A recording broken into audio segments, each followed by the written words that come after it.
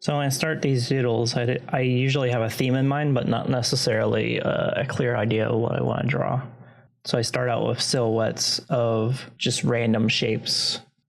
Half the time I'm not even really looking at the screen when I'm drawing these. I'm just kind of like free-flowing, coming up with something interesting, and just kind of carving and adding to it as I go along.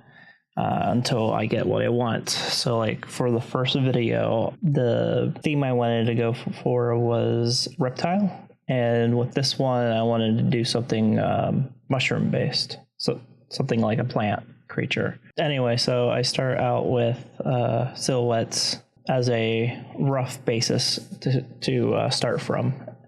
But and I do about 4 of them each time. And then I pick one that I like. One that I feel like I can actually work with. And sometimes it's kind of a tough choice.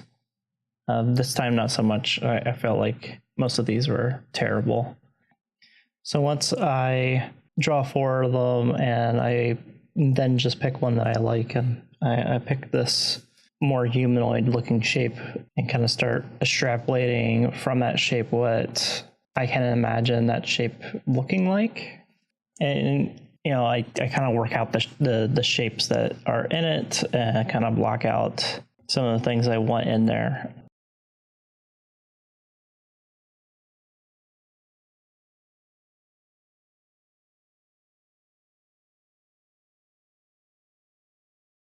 As you can tell, though, I really didn't like this first one. It just didn't feel right, so I keep playing with it for a little while until I can get to a look that I find more pleasing, more interesting. In the end, though, I kept thinking, this one giant shape for this head or whatever wasn't working. And so I tried, I was like, well, what if I break this one shape into multiple shapes, each one slightly different from the next, and kind of go from there. Once I hit on that, it started to work out a lot better. So I'm just roughing out like basic ideas right now as far as like what this fungus creature should look like. And on another monitor, I have references up for mushrooms of various kinds as inspiration for some of this shape language that I'm developing as I go along. I gotta say though, it came out way better than I expected it to.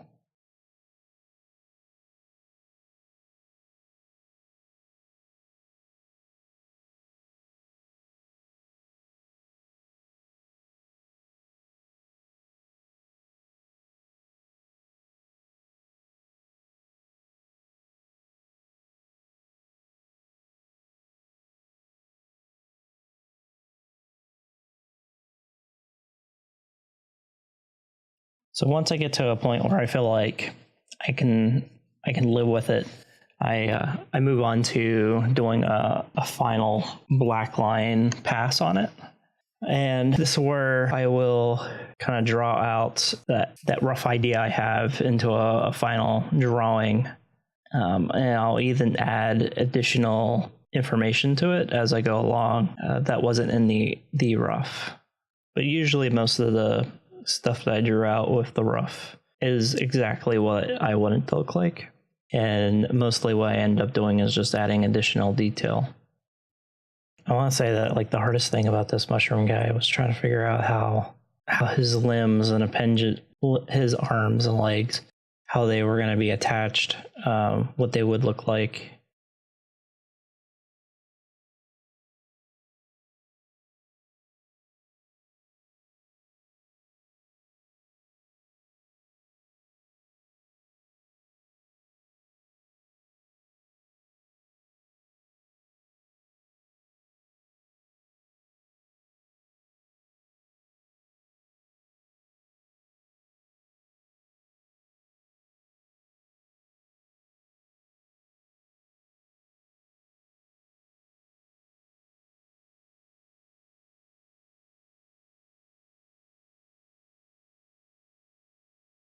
The underdrawing was getting kind of distracting, so I turned that off so that I can go in and finish adding additional details.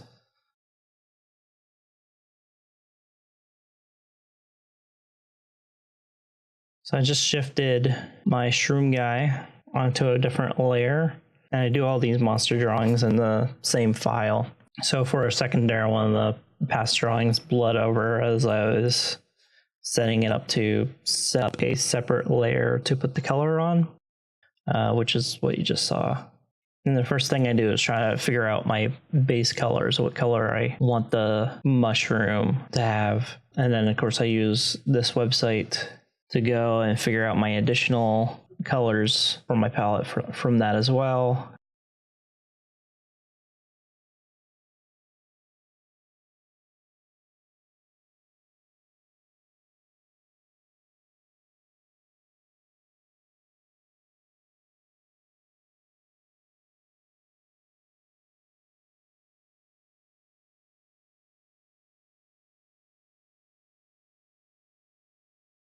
But I don't stick like completely to that palette. I do shift a little bit. So for instance, this kind of tan brown isn't part of that palette, but it makes sense for this creature. So I go through and add all my base colors, and then from there I'll start adding my shading and my highlights and any additional colors that I wanted in this creature. So like for instance, when I was darkening up these hollows that are in this type of fungi shape, I wanted some highlights at the mouth of them to indicate depth. And I think that worked out fairly well. And of course I added the shadow under the top mushrooms. And now I'm going through and adding the small little white mushrooms that you see on trees, adding their base colors.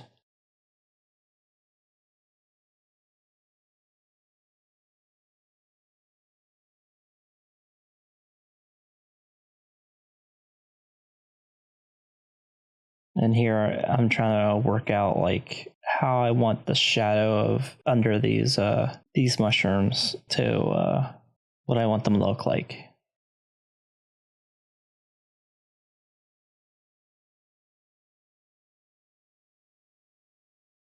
And sometimes you just don't get it right away. You have to go back and forth and play with the color and kind of stand back and look at it for a bit and see if that works.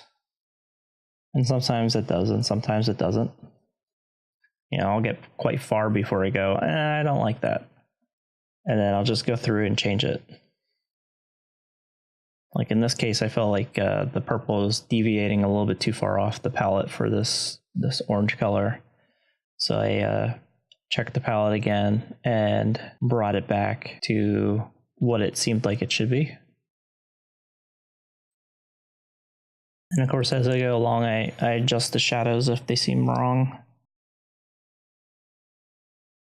You know, I think I spent a lot of time like trying to figure out like how the light was going to reflect or where there was going to be shadow for this thing.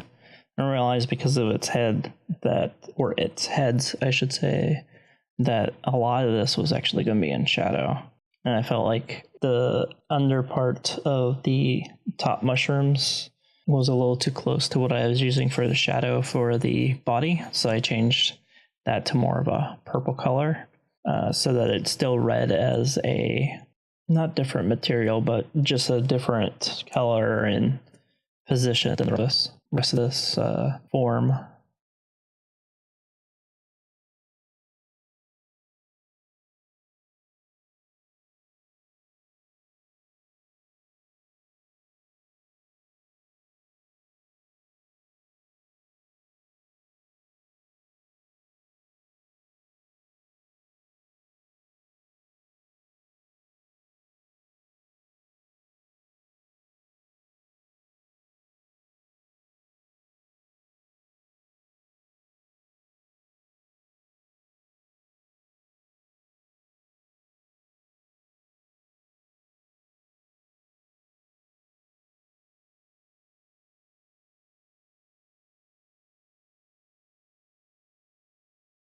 And this one takes a while of me playing with it, just trying to find the right shade for this that's not too distracting. And I hated everything I tried. Ultimately, I just kind of started back over from scratch and went back to the palette and went for this kind of warm purple color to counteract the kind of cooler red that the mushroom tops have.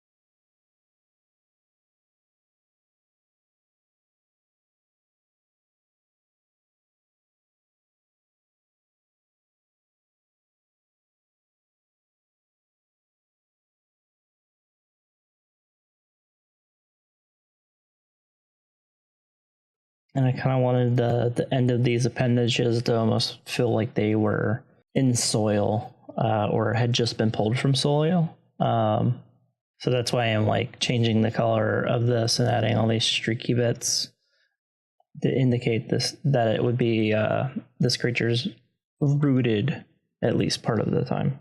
Overall, I'm actually really happy with how this one turned out. When you start one of these, you're never really sure what you're going to end up with, and I thought maybe this was one of those ones that was just going to turn out just terrible. But I'm reasonably happy with it, and I probably went a little more detailed than I have with other ones with this one. But yeah, overall, it turned out really great.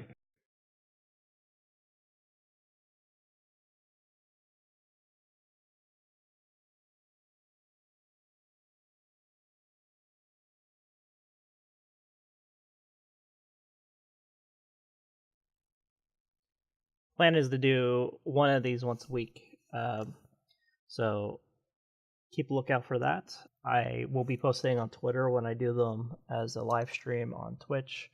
And then hopefully the day after or 2 days after that, I will have it up on YouTube. Thanks for watching, and keep a lookout for more videos to come.